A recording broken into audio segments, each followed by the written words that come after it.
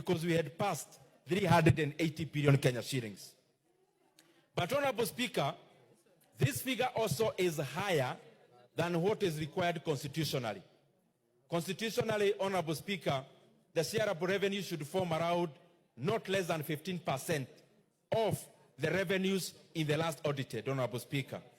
As it is now before us, Honorable Speaker, we are now doing over 24% of the last audited revenues, Honorable Speaker, which is thus to show that this House supports devolution, as our brothers and sisters in the Senate also do.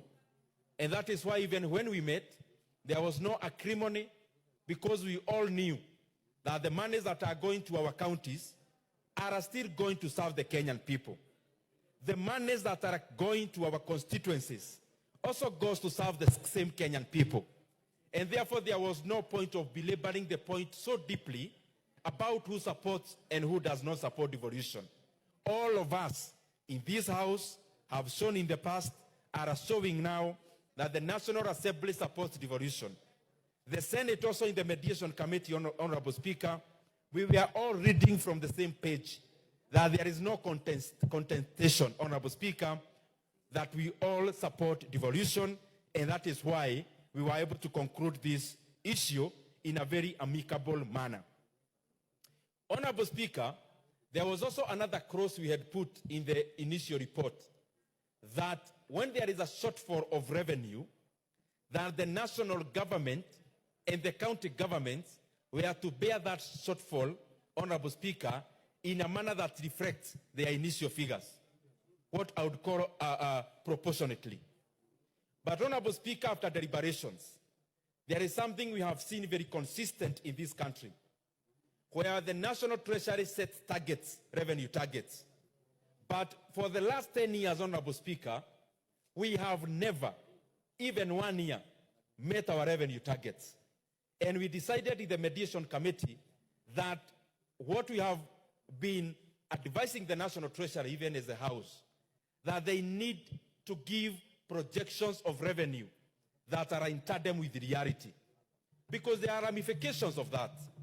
When you give a very high target, which then you don't end up meeting, what we end up doing by the close of the year is to enlarge the debt, or having so many projects unfunded by the lapse of the year on the 30th of June.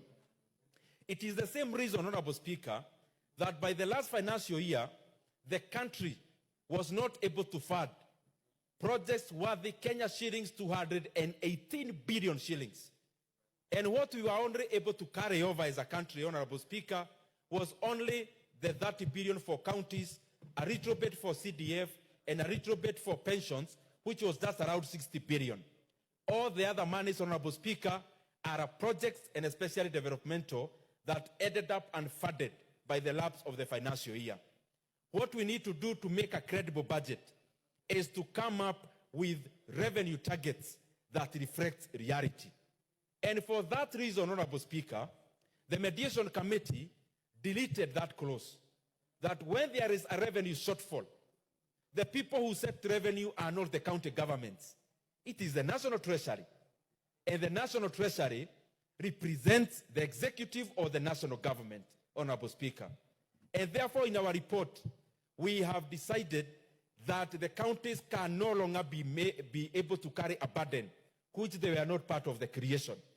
And therefore, when there is a shortfall in revenue targets, it is only the national government, as has always been there before, to carry the entire burden, because that burden cannot be carried by the county governments, because they are not even the authors of these revenue targets, Honorable Speaker. And this also makes our county assemblies to do budgets that are not moving targets. When we give them, Honorable Speaker, figures that may change, we are just basically telling our county assemblies to pass budgets that may actually not be fulfilled.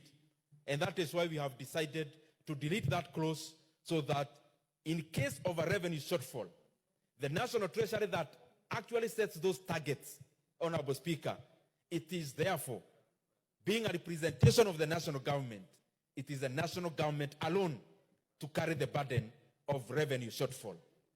Honorable Speaker, the other thing that I want to highlight is that besides this bill that is before us, before this motion that is before us, there is already another mediation, Honorable Speaker, which will actually be meeting